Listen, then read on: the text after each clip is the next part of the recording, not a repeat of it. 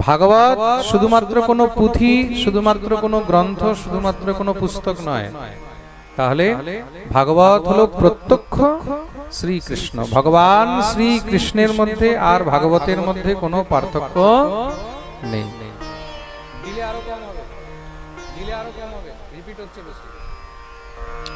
শ্রীমদ্ভাগবতাখ্যোऽয়ं প্রত্যক্ষ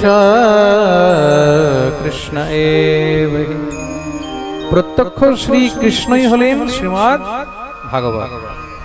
এই ভাগবতের মধ্যে 12টি স্কন্ধ আছে। 12টি স্কন্ধের মধ্যে 335টি অধ্যায় আছে। 335টি অধ্যায়ের মধ্যে 18,000 শ্লোক আছে। এই যে 12টি স্কন্ধ, এই 12টি স্কন্ধই কিন্তু ভগবানের দ্বাদশ অঙ্গ। ভগবান শ্রীকৃষ্ণের মধ্যে আর ভাগবতের মধ্যে কোনো পার্থক্য নেই, দুটি একই তত্ত্ব। ভাগবতের প্রথম স্কন্ধ এবং দ্বিতীয় স্কন্ধ হলো ভগবানের দুটি চরণ। তৃতীয় আর চতুর্থ স্কন্ধ হলো ভগবানের দুটি জানু। পঞ্চম স্কন্ধ হলো ভগবানের নাভি থেকে নিয়ে কোটি প্রদেশ। ষষ্ঠ স্কন্ধ হলো ভগবানের হৃদয়। সপ্তম আর অষ্টম স্কন্ধ হলো ভগবানের দুই ভুজা, মানে হাত, বাহু। নবম স্কন্ধ ভগবানের গ্রীবা, গ্রীবা মানে কণ্ঠ। দশম স্কন্ধ ভগবানের মুখ। একাদশ স্কন্ধ ভগবানের ললাট। আর দ্বাদশ স্কন্ধ হলো মস্তক। এটি হলো ভাগবতের 12টি স্কন্ধ। তা এই দ্বাদশ স্কন্ধ রূপী ভাগবত শ্রবণের পূর্বে 6টি অধ্যায়ের মাহাত্ম্য শ্রবণ করতে হয়। 6টি অধ্যায়ের মাহাত্ম্য শ্রবণ করতে হয়। মাহাত্ম্য শ্রবণ করলেই তখন ভাগবত শ্রবণের ফল প্রাপ্ত হয়। আসুন আমরা সবাই মিলে মাহাত্ম্যের মধ্যে প্রবেশ করব। সবাই সোজা হয়ে বসবেন, দোনো হাত জোড় করে মাহাত্ম্যের মঙ্গলাচরণের প্রথম শ্লোক আমরা। ওম নমো ভগবতে বাসুদেবায় সচ্চিদানন্দ রূপায় বিশ্বোৎপত্ত্যাদিহেতবে তাপত্রয় বিনাশায় শ্রীকৃষ্ণায় বয়ং নমঃ। শ্রীকৃষ্ণায় বয়ং নমঃ। প্রথম শ্লোকে এখানে ভগবানের 3টি স্বরূপকে বর্ণন করা হয়েছে। ভগবানের 3টি স্বরূপ কি কি? ভগবানের 3টি স্বরূপ হলো সৎ, চিৎ আর আনন্দ।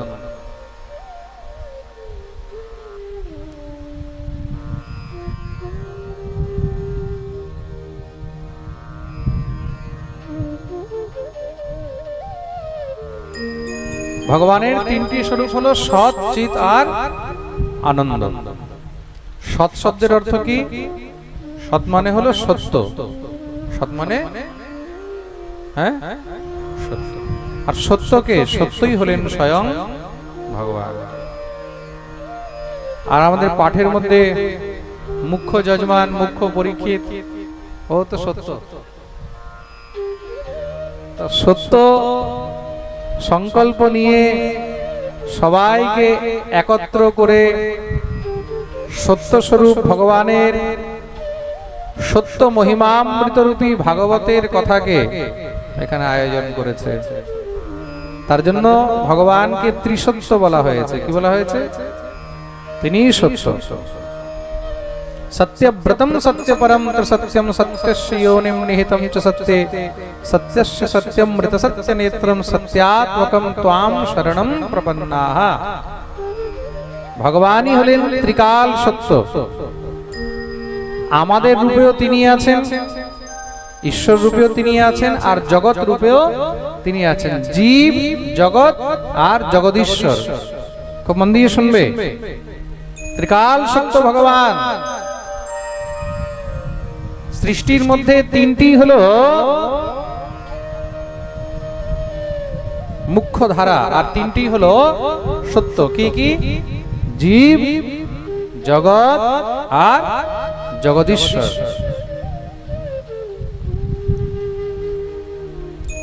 তার মানে এই সংসারের মধ্যে একমাত্র ঈশ্বরই হলো কিন্তু সত্য। ভগবান আর ভগবান কর্তৃক প্রত্যেক বস্তু, এগুলোই হলো সত্যের অংশ। ভগবান হলেন অংশী, আর ভগবান দ্বারা রচিত এই যে জগৎ, জীব ইত্যাদি, এগুলো হলো ভগবানের অংশ। খুব মন দিয়ে শুনবে। যেরকম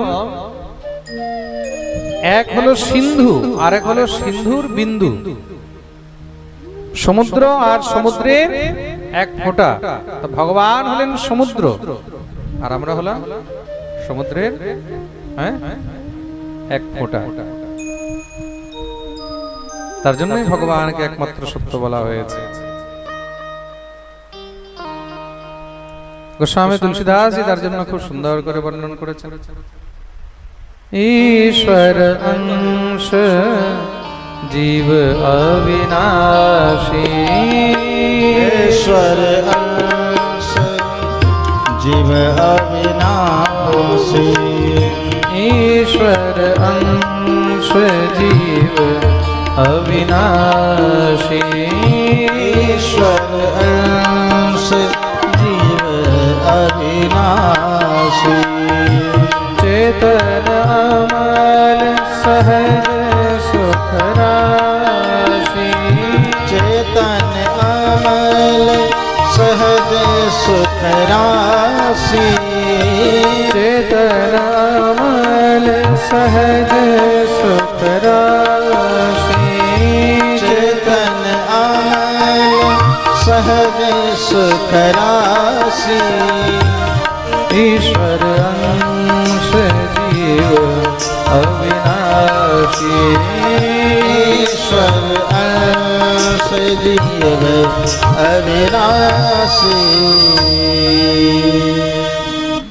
ভগবানের দ্বিতীয় স্বরূপ হলো চিৎ। চিৎ শব্দের অর্থ কি? চিৎ মানে হলো প্রকাশ। চিৎ মানে কি?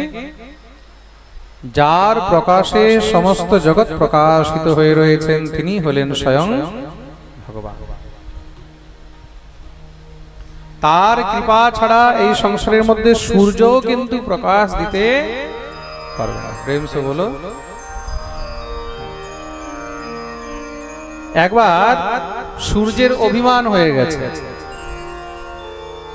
বুঝতে পেরেছ?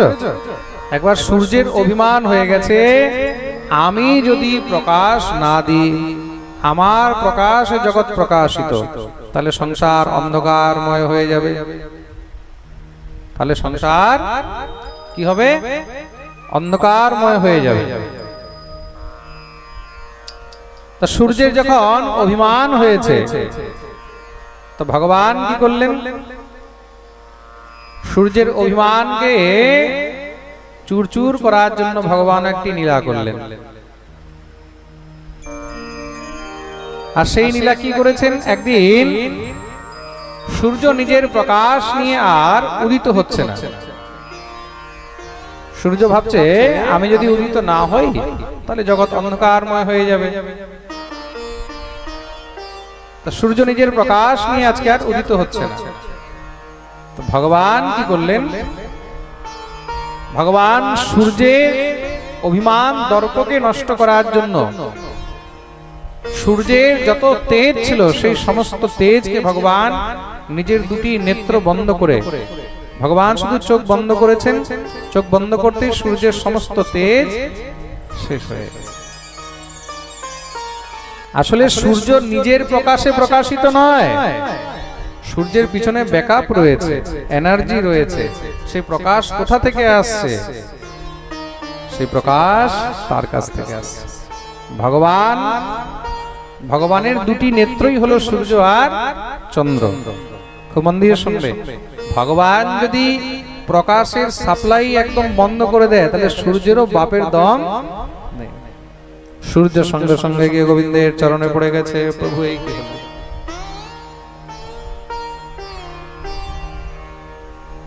প্রভু আমি তো অনেক বড় অপরাধ করে ফেলেছি, আমি ভেবেছি আমার তেজ দিয়ে জগৎ প্রকাশিত হয়ে রয়েছে, কিন্তু আজ বুঝতে পারলাম এই সমস্ত তেজ আমার নয়, সমস্ত তেজ হলো আপনার। মনে রাখবে, মূকম করোতি বাচালম পঙ্গুম লঙ্ঘয়তে গিরিম यत्कृपातमहं वन्दे परमानन्दमाधव। সবকিছু তার কৃপাতেই সম্ভব, তার কৃপা ছাড়া কিছুই সম্ভব। আমরা যদি মনে করি যে আমরা করছি, এই অভিমান আসলেই সঙ্গে সঙ্গে ভগবান এমন মহারাজ চোট মেরে দেবে, ভগবান এমন ঝটকা দিয়ে দেবে, সেখানেই সব ঠান্ডা হয়ে যাবে। প্রেম সে বলো।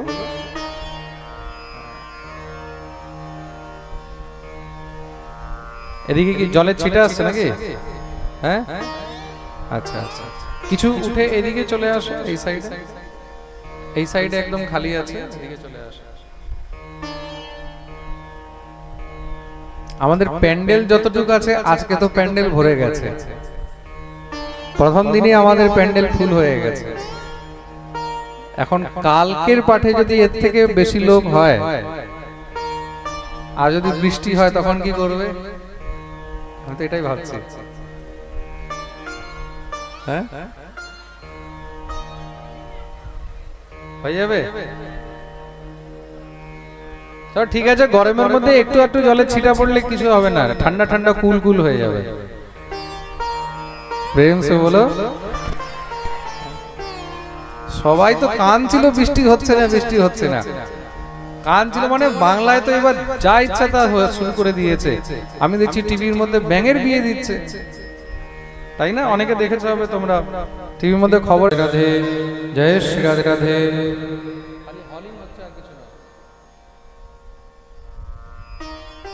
শ্রী রাধে রাধে, জয় শ্রী রাধে রাধে, শ্রী রাধে রাধে, জয় শ্রী রাধে রাধে। बोलिए वृंदावन बिहारी लाल की जय।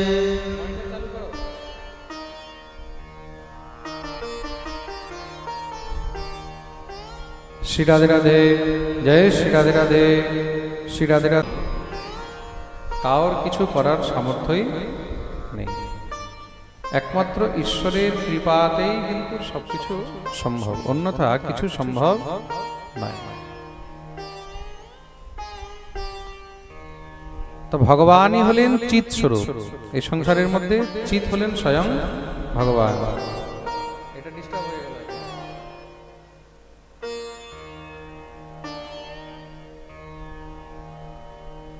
ভগবানের তৃতীয় স্বরূপ হলো আনন্দ।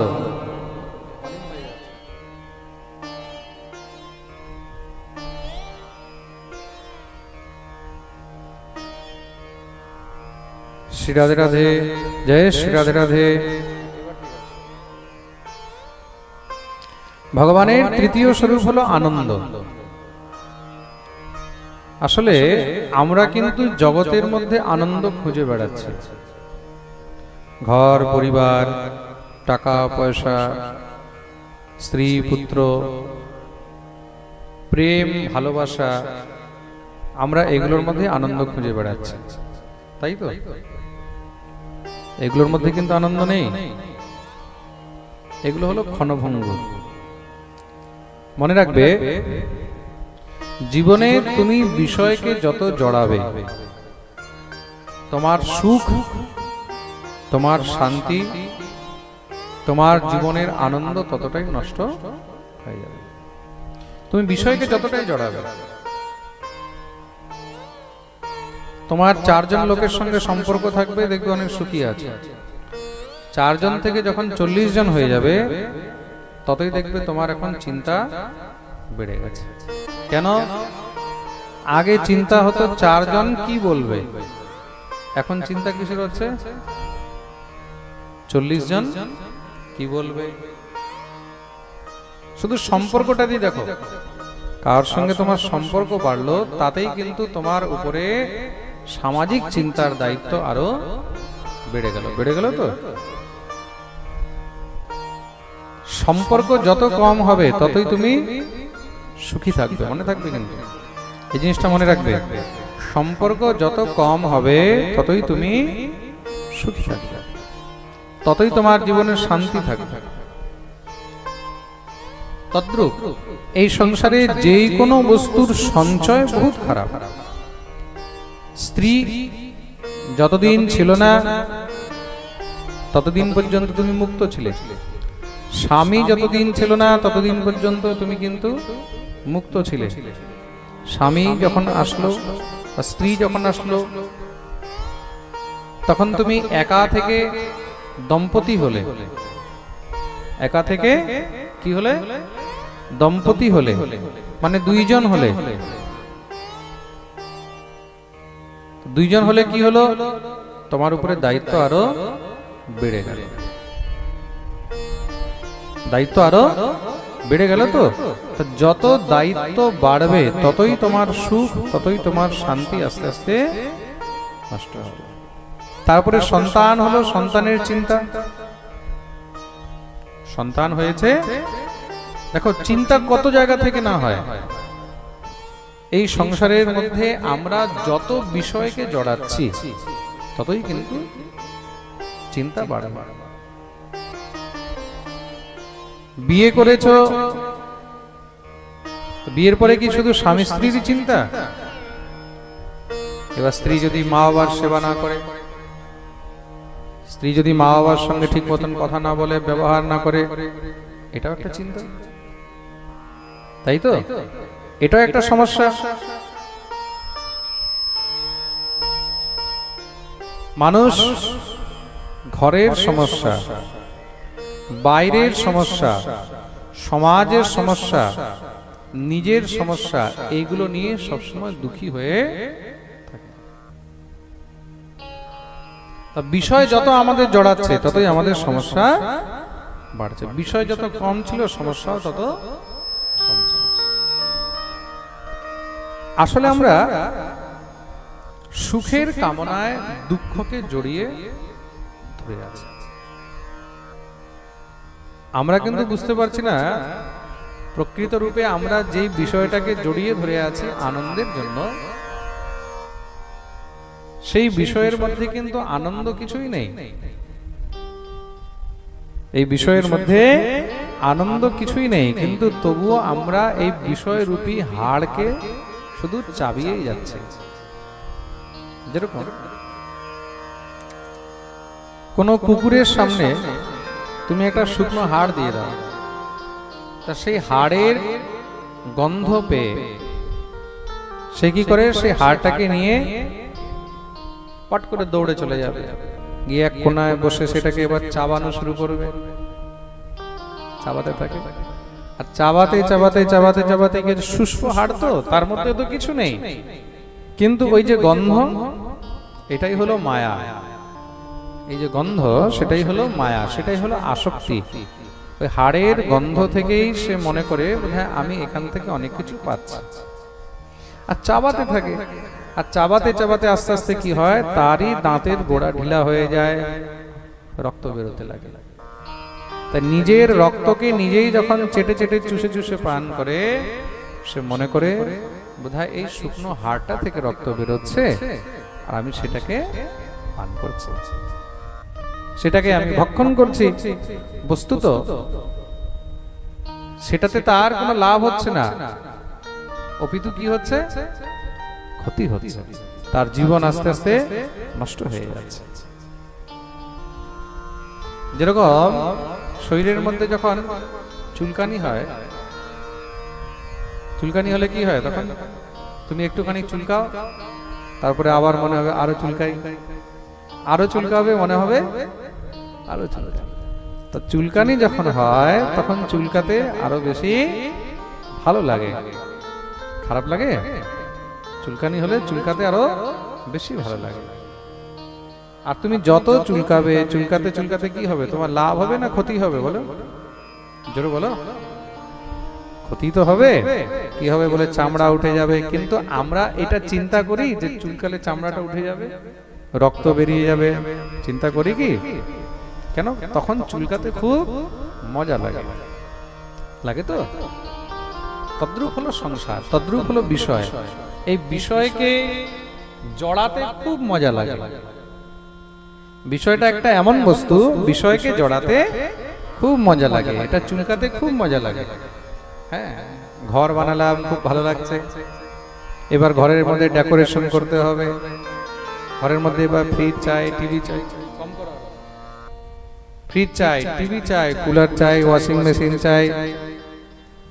তুমি বিষয় আরো জড়ো করলে, এবার টিভি খারাপ হলে আবার ঠিক করাতেও তো যেতে হবে, যেতে হবে কি না? ফ্রিজ খারাপ হলো, ঠিক আবার ঠিক করাতে হবে, কুলার খারাপ হলো, এসি খারাপ হলো, আবার ঠিক করাতে হবে। তা জঞ্জালই তো হলো, এটাতে কি হলো? জঞ্জাল হলো। ঘরের মধ্যে এবার বাচ্চা হলো, বাচ্চা অসুস্থ হয়ে গেল, সেটাও সমস্যা। হসপিটাল নিয়ে দৌড়াচ্ছে, চেন্নাই দৌড়াচ্ছে, কি হয়েছে বলে টিউমার হয়ে গেছে, কি হয়েছে বলে ছেলেটার অমুক হয়ে গেছে, কি হয়েছে বলে মেয়েটার অমুক হয়ে গেছে। সমস্যা তো, হ্যাঁ। আর দেখো সমস্যা কত রকমের সমস্যা জীবনের মধ্যে, সমস্যার কোনো অন্ত নেই, সমস্যার কোনো অন্ত নেই। দেখতে যদি সুন্দর হয় তাও সমস্যা, কেউ বলে কেউ যদি পটিয়ে পাটিয়ে নিয়ে চলে যায়, তাই তো। আর দেখতে যদি সুন্দর না হয় তাও সমস্যা, বলে বিয়ে কি করে দেব। এই সংসারের মধ্যে শান্তি কোথাও, আনন্দ কোথাও, প্রেম সে বলো।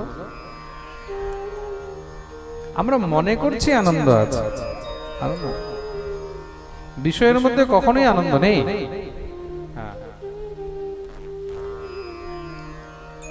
আসলে আমরা এই জিনিসটাকে কখনো বুঝতে পারি না, কারণ কি মনুষ্য স্বভাব এমন স্বভাব, আমাদের